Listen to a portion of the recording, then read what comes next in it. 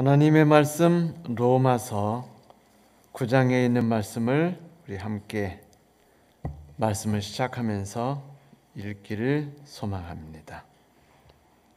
19절부터 있는 말씀입니다. 19절, 20절 우리 함께 읽을까요? 로마서 9장 19절과 20절 말씀입니다.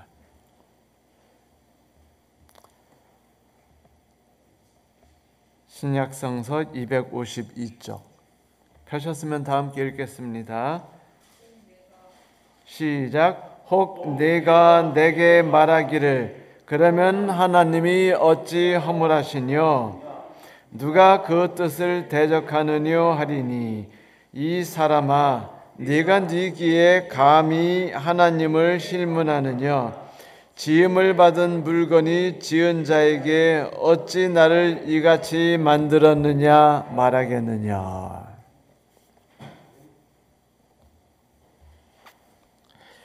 이래저래 우리 하나님이 욕을 많이 얻어먹으십니다. 이 세상에서.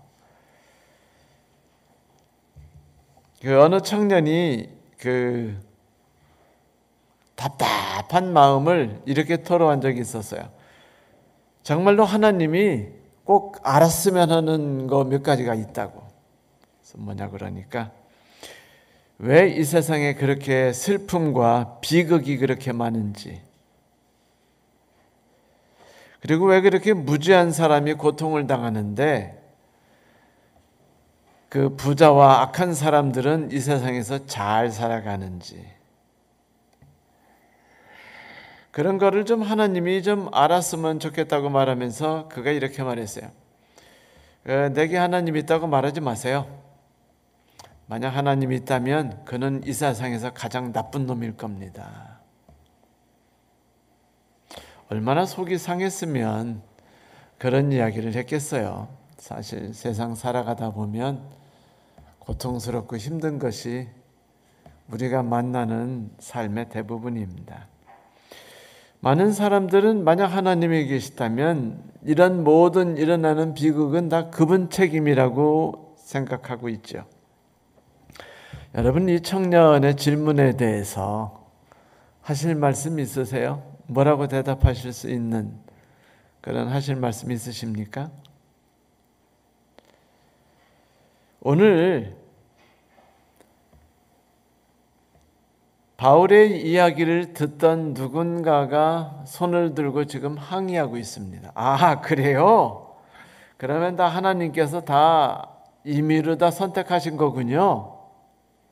좋은 사람도 나쁜 사람도 강팍하게 하는 것도 긍휼하게 하는 것도 다 하나님이 선택하셨다고요? 그러면 하나님이 우리 보고 잘했다 못했다 따지실 수 없죠. 그래요, 안 그래요? 하나님이 다 만들고 다 하셨는데 그럼 우리는 아무것도 없이 그냥 있는 그런 인격도 없는 존재인데 그러면 뭐 하나님이 책임져야지 뭐 내 인생이 멸망당하는 것은 하나님 잘못이죠? 라고 묻는 겁니다. 그러자 사도 바울이 이렇게 말해요. 사람아, 그대가 누구간데 하나님께 그렇게 말대답을 합니까? 만드신 분이 만드는 것에 대해서 그분의 권리가 없습니까? 생각해 보세요. 흙 한 덩어리를 가져와서 도공이 반죽을 잘한 다음에 반을 떼가지고 그거로 예쁜 도자기를 만들고 또 나머지 반죽은 반죽을 차지게 해가지고 그것으로 그 옹기를 만들었다면은 그거 만드시는 분의 권리 아닙니까? 그분이 이렇게 만들든 저렇게 만들든 그분의 권리가 아닌가요? 라고 지금 바울이 말한 것입니다. 사실 생각해 보세요. 여러분, 도공이 흙을 깎아가지고 그릇을 만들면서 흙한테 말하기를 흙아 미안하다. 내가 사정이 있어서 너를 도자기를 만들지 못하고 그 볼품 없는 그 옹이 그릇으로 만들게 됐구나. 질그릇으로 만들게 됐구나라고 말하지 않는다고 해서 탄핵감입니까? 네? 청와대 신문고에다가 올릴 만큼 그거 그렇게 심각한 건가요? 아니요. 거기에 대해서 사람들이 도공을 심판하자, 도공을 척결하자라고 말하는 도공이 그 사람들이 한 명도 없어요. 안 그렇습니까? 도공이 도자기 만드나 보다. 도공이 옹이 그릇을 만드나 보다. 그냥 그렇게 생각할 뿐이죠.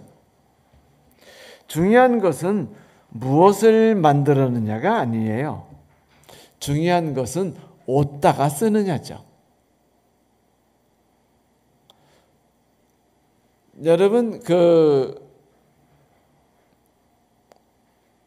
색깔도 냄새도 안 나는 그런 꽃그림이 돼가지고 벽에 걸려가지고 사람들이 냄새 맡고 좋다고 만져보고 행복해하는지 못하는 존재가 되고 싶으세요? 그림이 돼가지고? 아니면 꽃이 되어서 금방 시들지라도 사람들이 만지는 거와 행복해하는 걸 보면 같이 행복할 것 같습니까? 이거는요 아무도 모르는 겁니다. 사람에 따라 다른 거예요. 도자기라고 해서 더 좋은 건 없죠. 왜냐하면 써먹힐 일이 없잖아요. 그런데 써먹히는 일이 없으면은요 문제가 많아질 수 있습니다. 예를 들면 스트라디바리의 바이올린이 그가 죽은 다음에 스트라디바리의 스트라디바리가 아니고요. 갑자기 제가 그분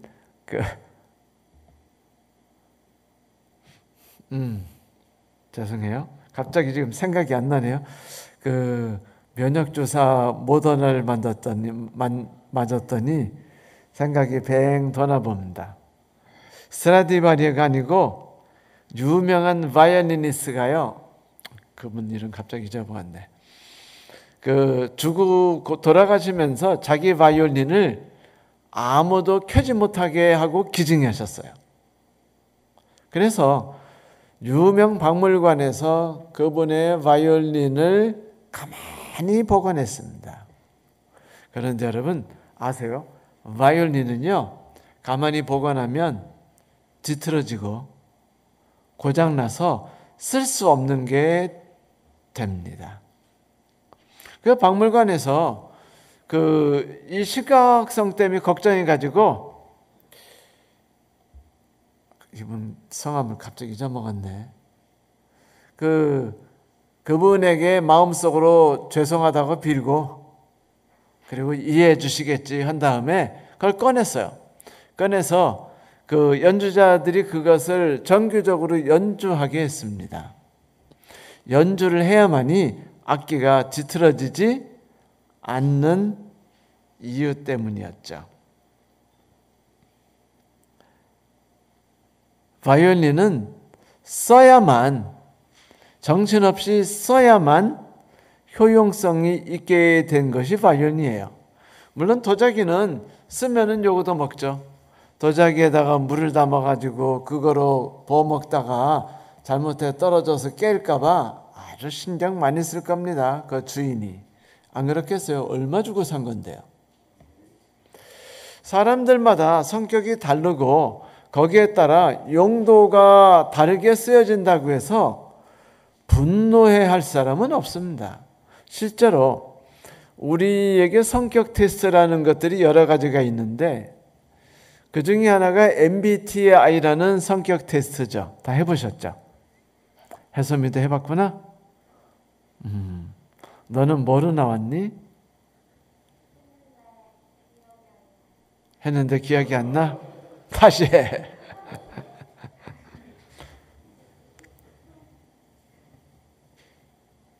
했는데 기억이 안 날 수 있군요. 사실 중요하게 느낄 나이가 아닙니다. 그죠? 우리 나이 돼야 중요하게 느끼고 경험을 통해서 맞아 그랬었지라는 생각을 하게 되죠. 자, MBTI 성격 테스트에 의해서 그 사람이 성격이 드러났다면 그 성격과 거기에 맞게 일을 하는 것이 옳은 건가요? 잘못된 건가요? 옳은 거지요. 그렇게 쓰이지 않으면 옳지 않은 것이죠. 옹이와 도자기가 귀하고 귀하지 않은 것이 없습니다. 그것은 돈이라는 관점에서 가치를 먹였을 때만 귀하고 귀하지 않은 게 있을 뿐이죠. 그러나 가정에서 요긴하게 삶의 행복을 위해 쓰는 분에게는 도자기가 쓰임이 더 많은가요? 아니면 옹기 그릇들이 쓰임이 많은가요? 당연히 옹이 그릇이 당연히 쓸모가 많지요. 중요한 거는 어떻게 만들었냐가 아니에요. 어디에 쓰여지냐입니다. 그런데 하나님께서 우리를 만드셨을 때는 생각을 하고 만드셔요. 얘는 내가 요러요러한 일에 한번 써보고 싶어. 그러면 얘도 행복하고 나도 행복하고 주변 사람들이 다 행복하게 될 거야. 만약 그렇게 만들었다면 그 일은 좋은 일이에요. 성격이 유순한 분이 있고 성격이 강단이 있는 분이 있는데, 여러분 성격이 강단 있고 할 말 팍팍 하는 분들과 성격이 유선해가지고 앞에서 말을 하지 않는 분들이 계시다고 한다면 두 분 중에 한 분이 다른 사람들에게 더 스트레스를 주는 건 없습니다. 상황에 따라 더 스트레스를 줄 수도 있고 덜 스트레스 줄 수도 있죠. 더 쓰임 받는 것은요, 이런 일에는 할 말을 빡빡 하는 분들이 더 요긴하게 쓰여지는 곳이 있고, 반면에 이런 반대되는 일에는 할 말 빡빡 하는 분만 있으면 다 모든 게 파탄이 나고 망가지는 것도 있어요. 그것은 그 사람이 어디에서 쓰여지느냐에 따라서 중요한 것이지, 그 사람이 어떤 성격을 갖고 있느냐가 중요한 것은 아닌 겁니다. 물론 우리들은 다 자부심이 있죠. 충청도 사람은 충청도 사람의 자부심이 있고, 경상도 사람은 경상도 사람의 자부심이 있고, 호남분은 호남분들의 자존심이 있어요. 그래서 서로 상대방을 욕하지만 사실 따지고 보면 욕할 거 없습니다. 서로가 죽일 놈이고요. 서로가 자기에게 맞지 않는 장소에서는 다른 사람의 영혼을 상하게 하고, 자기에게 맞는 위치에서는 다른 사람의 영혼에게 기쁨을 주는 법이에요. 중요한 거는 어떻게 만들어졌느냐가 아니라 어떻게 쓰여지느냐죠. 제가 감사드리는 것은 우리 하나님께서 우리를 그 용도에 맞게 쓰기를 매우 기뻐하신다는 겁니다. 그것이 바로 우리가 지난주에 공부했던 것이죠. 바로는 그의 강팍함을 통해서, 완강함을 통해서, 그리고 모세와 다른 사람들을 그거를 바라보는 사람으로서 둘 다 쓰임받으었어요. 그러나 그 둘이 서로 다른 용도로 쓰여진다 할지라도 그들이 모든 이집트 사람과 모든 이스라엘 사람들을 위해서 한 일은요, 둘 다 중요하게 필요한 일들을 했을 뿐이었습니다. 잘못 쓰면 안 돼요. 적절하게 잘 쓰신 겁니다. 완강한 분이 아니었고 유한 분이었으면 어떻게 됐을까요? 두 번만 재앙 내리면 어떻게 되죠? 그 왕님께서 항복하고서 얼른 이스라엘 사람 내보내드리고 빨리 가시라 그래요. 그러면은요, 이스라엘 사람들이 갈 때 이집트 사람들이 성질이 나가지고 갈 때 금이나 보석, 은 이런 거 막 줄까요? 안 주죠. 그러나 10번씩 재앙을 당했기 때문에 그들에게 필요한 걸 혹시 아니까 그냥 막 준 거예요, 이집트 사람들이. 그들은 놀라운 것들을 경험했고, 이 세상에서 우리가 의지하는 것들이 아무 의미가 없다는 것을 깨달았기 때문에 잠깐 감동을 받은 것일 수 있지만, 그것 때문에 그들은 이스라엘 사람들에게 아낌없이 나눠줄 수도 있었던 것이에요. 그것 때문에 이스라엘 사람들이 복을 받았죠. 문제는 쓰임을 받는 대로 살아가느냐 아니냐인데, 우리 인간들은요, 하나님께서 우리를 만드시고 하나님께서 우리를 쓰기 위해서 계획하신 것에 대해서 오해하거나 잘못 알고 있거나 아니면 그대로 쓰이는 걸 원치 않아요. 왜냐하면 우리들은 다 똑같이 살기를 바라요. 똑같이 학원 보내고 똑같이 학교 보내고 똑같이 밤늦게까지 공부시켜가지고 똑같이 다 의사가 되기를 바라거든요. 똑같이 다 성공하고 똑같이 안정된 직장을 가지고 똑같이 부자가 되기를 바라기 때문입니다. 그러니까 똑같은 모양의 모습들을 우리 인간들이 원하기 때문에 하나님께서 우리에게 주신 모습대로 우리가 살아가는 것들에 대해서 인간들은요, 잘못 쓰는 경우가 많아요. 알렉산더 대왕이, 이게 버전이 많아요. 어떤 사람은 절친한 친구라고 그러고 어떤 사람은 이웃나라 왕이라고 그러고도 어떤 사람은 신하라고도 하는데, 저는 절친한 친구 버전에서 따왔습니다. 친구가 아끼던 사냥개 2마리를 선물로 받았어요.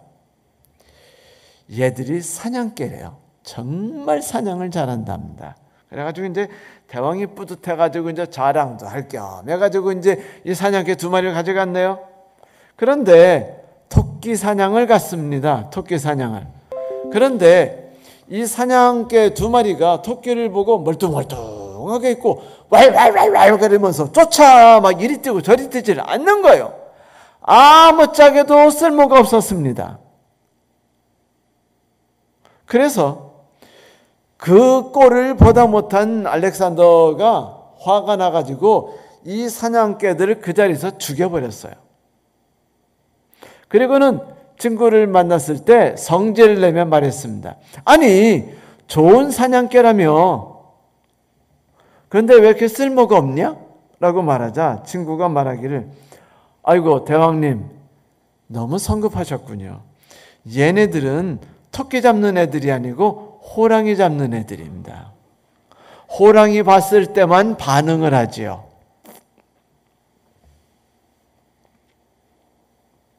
우리에 대한 하나님 뜻을 우리가 이해하지 못하면 우리는요, 성질이 납니다. 분노해요. 그리고 우리 자신을 망쳐버리게 되죠. 그런데 성경에서는 말씀하셔.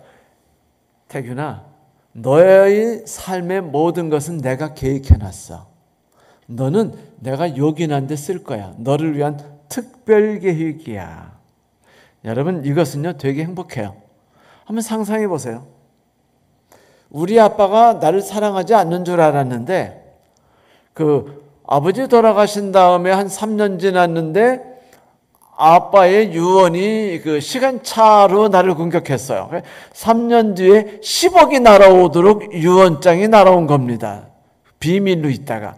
내가 그걸 딱 받으면 막 행복해서 막 온몸이 막 자지러질까요? 안 자지러질까요? 행복해요? 안 행복해요? 전 10억이면 충분히 행복할 것 같습니다.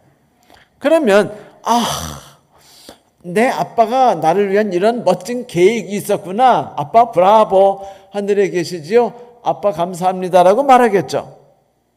그런데 여러분, 내 인생과 이 땅에서의 내 인생과 하늘에 들어가는 일련의 모든 과정에 대해서 하나님이 계획하셨고, 내가 가장 최고로 적재적소에 쓰여질 수 있도록 나를 만드셨다면, 그건 하나님께서 나를 위해서 계획을 가지고 계신 거 아니신가요?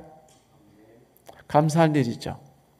그런데 더 중요한 것은 하나님께서 나를 사용하는 것이 긍휼히 여기기 때문이랍니다. 나를 불쌍히 여기시기 때문이래요. 나를 사랑하시기 때문이랍니다. 그래서 당신의 생명도 아낌없이 우리를 위해 쓰시면서까지 우리의 삶을 위해 계획을 세워서 우리를 하나님이 이끌고 계시다 이겁니다. 그러면 로마서 9장 22절 23절 말대로 만일 하나님이 그의 진노를 보이시고 그의 능력을 알게 하시고자 멸하기로 준비된 진노의 그릇을 오래 참으심으로 관용하시고 또한 영광받기로 예비한 바 긍휼의 그릇에 대하여 영광의 풍성함을 알게 하려 하시고자 하였을지라도 무슨 말하리요? 바로 이 이야기예요. 바로와 이스라엘 사람들에 대해서 하나님께서 그들에게 어떻게 그들을 사용하셨든 간에 결국 그들을 위해서 최선의 것을 하게 하셨고 가장 적합한 데서 사용되어졌으며 그들의 구원은 그들의 일하는 것과는 상관이 없는 것이라는 것입니다. 매우 중요한 거죠. 그렇지 않습니까? 사실 여러분, 실패는 성공의 어머니라는 말 들으셨어요? 안 들으셨어요? 매사 성공을 할 수 있도록 엄마가 어릴 때부터 나로 하여금 내가 가는 모든 길에 사금파리를 다 치워주시고 너무 춥지 않게 해주시고 너무 덥지 않게 에어컨 틀어주시고 해서 나를 키우셨다고 합시다. 너무 고생하지 않도록 돌봐주시고 아내를 고르는 것도 혹시나 이혼해서 고통당할까 봐 이혼하지 않을 만한 여자를 고르기 위해서 엄마가 백방으로 애써주시고 여러분 그렇게 복에 복을 더하사 복에 복을 받았다면 행복할까요? 온실의 화초죠. 어느 날 하루아침에 한 파가 불어닥치면서 그냥 죽어요. 찍 뻗는 겁니다. 답이 없어요. 그러나 우리는 알죠.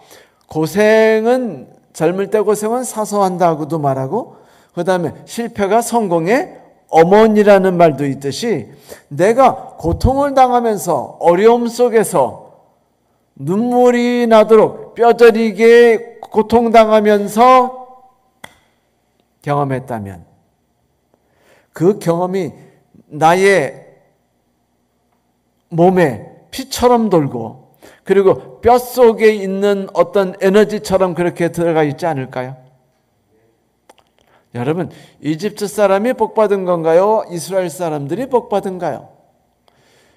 하나님께서 아브라함에게 말하기를 네 후손이 바닷모래알 같을 거라라고 말씀하셨는데 오늘 사도 바울이 우리에게 뭐래요? 바닷모래알 같을지라도 그러니까 네가 아브라함의 자손이면 뭐하냐? 바닷모래알 같을지라도 니들 중에 남은 자 눈코 많지만 구원받을 거야 라고 말씀하지 않으셨어요? 어쩌면 이집트 사람들과 바로 사람들이 하나님을 더 심각하게 믿을 수 있지 않겠습니까? 그 놀라운 경험을 했으니까. 여러분, 축복스럽게 하나님을 만나는 경험하는 사람과 고통 속에서 하나님을 만나는 경험하는 사람이 있다고 합시다. 어느 쪽이 유리해요? 고통이죠. 그래서 그랬는지 40일 만에 그들이 그 홍해를 떠나가지고 바란에 도착할 때까지 여러분 말이 꼴도 아니었어요. 진짜 이스라엘 사람 맨날 잘해주던 대로 좀 잘해주시지 왜 나에게 어려운 일을 주시나이까라고 맨날 승질을 부리고 죽이겠다 그러고 대들었어요? 안 대들었습니까? 대들었어요. 바란에 가서 그 요단강이 내려다보는 여리고성이 내려다보이는 바란강이야 그러니까 요단강 건너편에서 바란산 밑에서 그들이 마지막 준비를 하면서 정탐군 보냈을 때 어떻게 했죠? 정탐군들이 쟤네들은 뭐 철병구도 있고 우리가 걔네들 앞에 메뚜기야라고 말했을 때 다들이요 모세를 죽이려고 그래요. 그리고 누구를 죽이려고 그래요? 여호수아와 눈의 아들 여호수아와 칼렙을 죽이려 하지 않습니까? 그러니까 너무 편하게 살다 보니까 하나님이 뭐 배고프다니까 만나 확 내려주고 배고플 기회도 없이 이렇게 하니까 얘네들이 완전히 휠이 가버렸어요. 쓸모가 없어요. 어디 써먹을 데도 없는 백성이 이스라엘 백성이었습니다. 차라리 이집트 백성이 낫지 않았을까요? 하는 생각을 해봅니다. 여러분, 누가 낫거나 누가 나쁜 게 없어요. 그가 얼마나 느꼈는가, 그 뒤에 어떻게 행동을 취할 건가입니다. 중요한 건 뭐예요? 이 모든 이야기를 통해서 하나님을 의지하고 하나님께서 너를 향한 뜻을 갖고 계시니 그것을 받아들이겠니? 라는 질문에 대해서 네! 라고 말하는 것이 아니겠습니까? 하나님께서 바로 왕에게 좀 더 오래 참으셨어요. 가룟 유다에게 좀 더 오래 참으셨습니다. 그것이 무엇가 그들에게 저주인가요? 축복이 아닙니까? 하나님께서는 우리를 향해 뜻을 갖고 계십니다. 그러니 성도 여러분, 붙잡으세요. 꽉!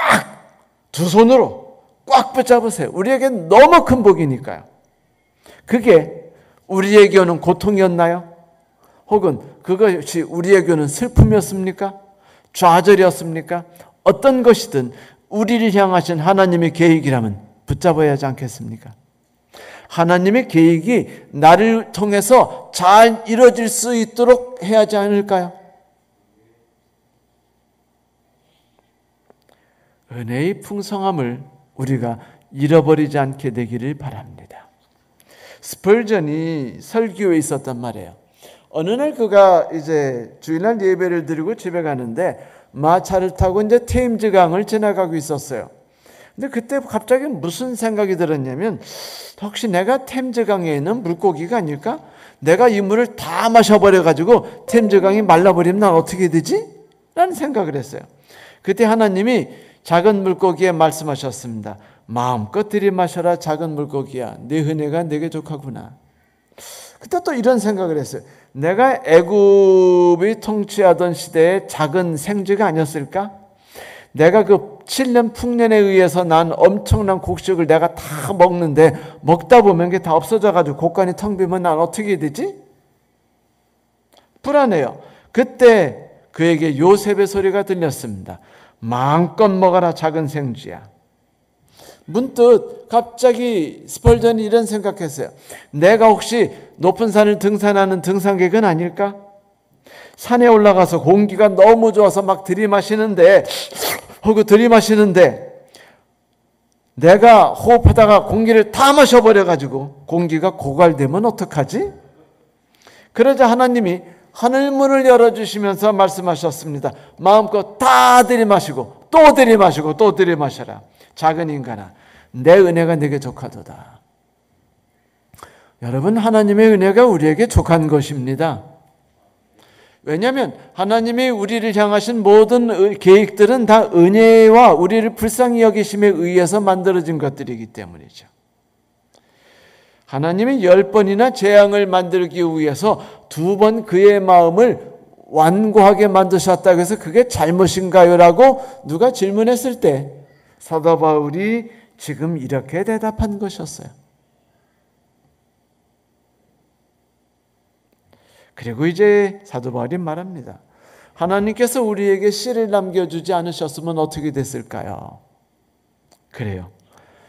이스라엘이 아시리아에 의해서 멸망당해서 10지파가 다 없어지고 가까스로 레위 지파 조그마고 베냐민 지파하고 유다 지파만 남았을 때 이스라엘 사람들이 절망에 빠졌습니다.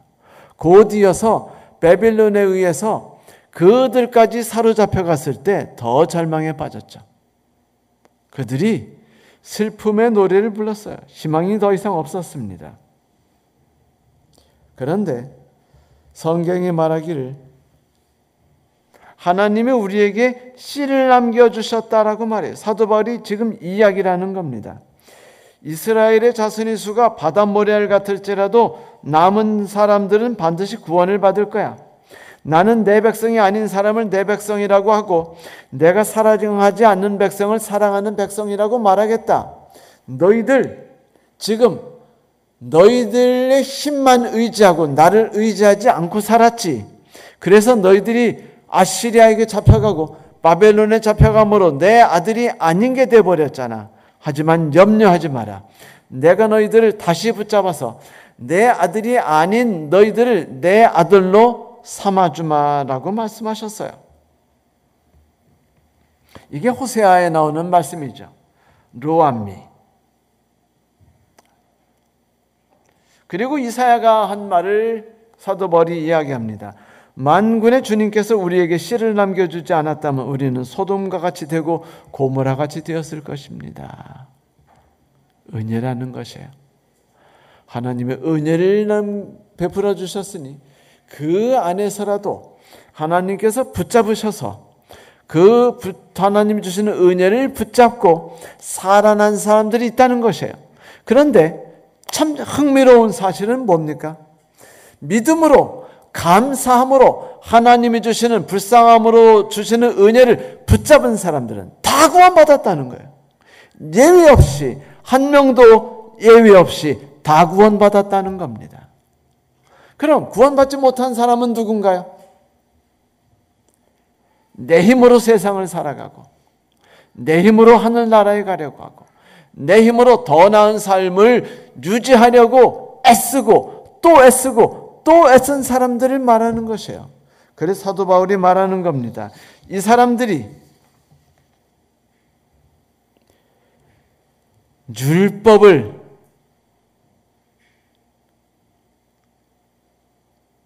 통하지 않고 의를 얻었는데 그것은 믿음으로 난 의입니다. 30절부터 나오는 말씀이죠. 이방 사람들이 의를 얻었습니다. 그것은 믿음에서 난 의입니다. 그러니까 무슨 말입니까? 믿음에서 나오는 의는 무조건 다 구원을 받는다는 겁니다. 그런데 이스라엘 사람들이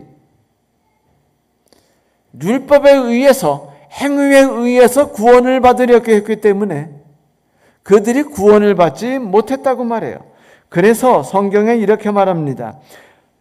행위에 근거해서 의에 이르려고 했기 때문입니다. 뭐라고요? 믿음에 근거하지 않고 행위에 근거했기 때문에 그들은 걸림돌에 걸려 넘어진 겁니다. 그것은 성경에 기록한 바와 같죠. 보아라, 내가 시온에 부딪히는 돌과 걸려 넘어지게 하는 바위를 든다. 그러나 그를 믿는 사람은 부끄러움을 당하지 않을 것이다.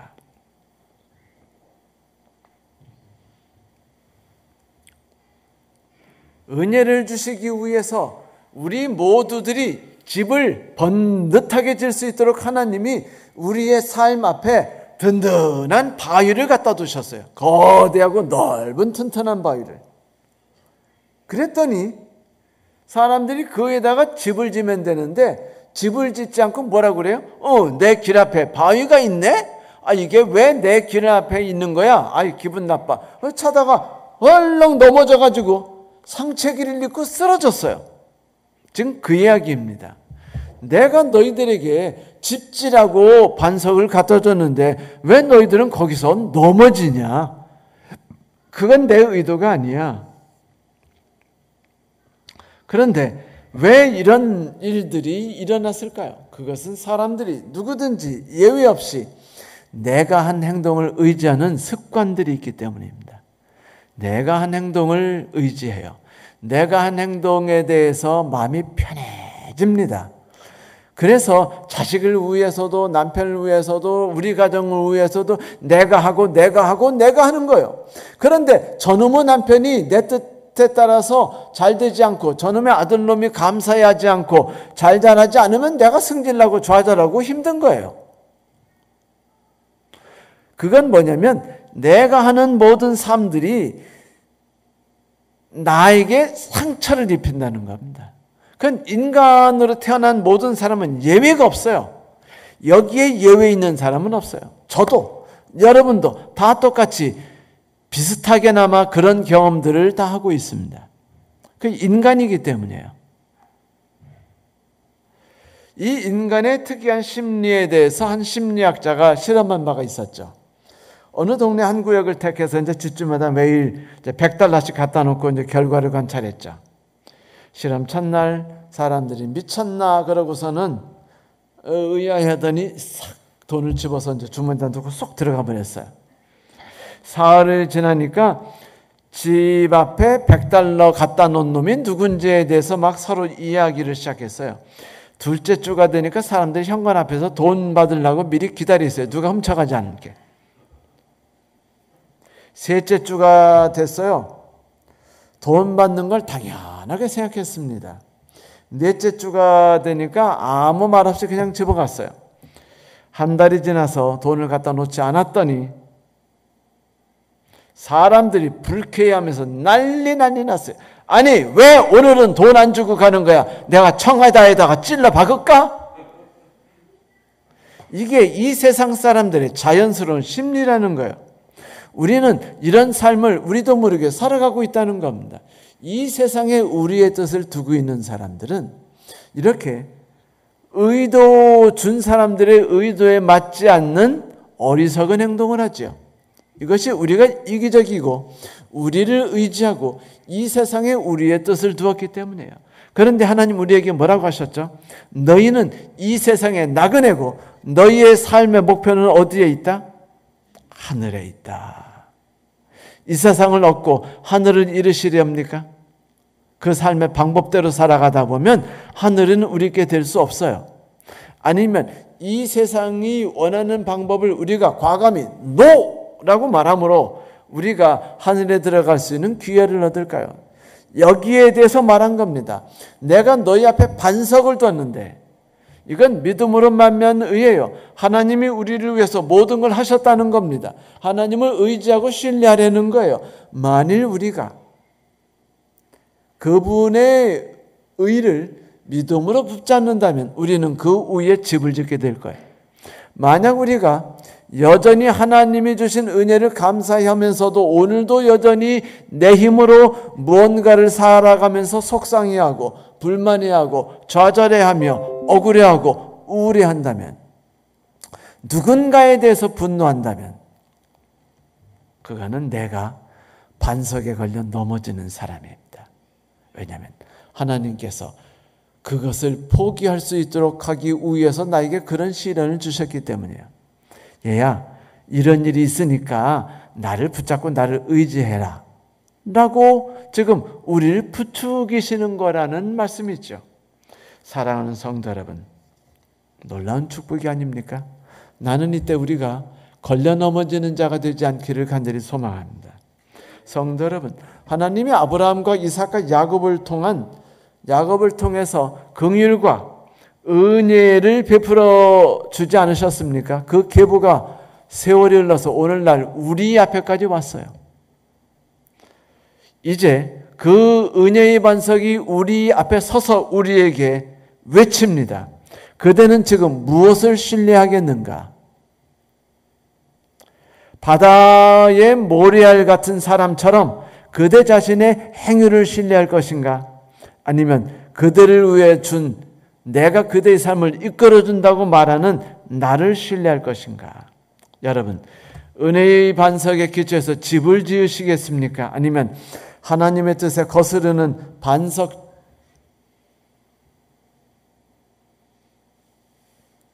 다시 말하면 반석에 대해서 짜증이 난 채 지나가다가 걸려서 넘어지시겠습니까? 성경은 우리에게 이렇게 말합니다. 히브리서 4장 6절에 그러므로 우리가 긍휼하심을 받고 때를 따라 돕는 은혜를 얻기 위하여 은혜의 보좌 앞에 담대히 나갈 것이니라. 우리가 이런 삶을 살게 되기를 간절히 바라면서 오늘 말씀을 마치겠습니다. 감사합니다.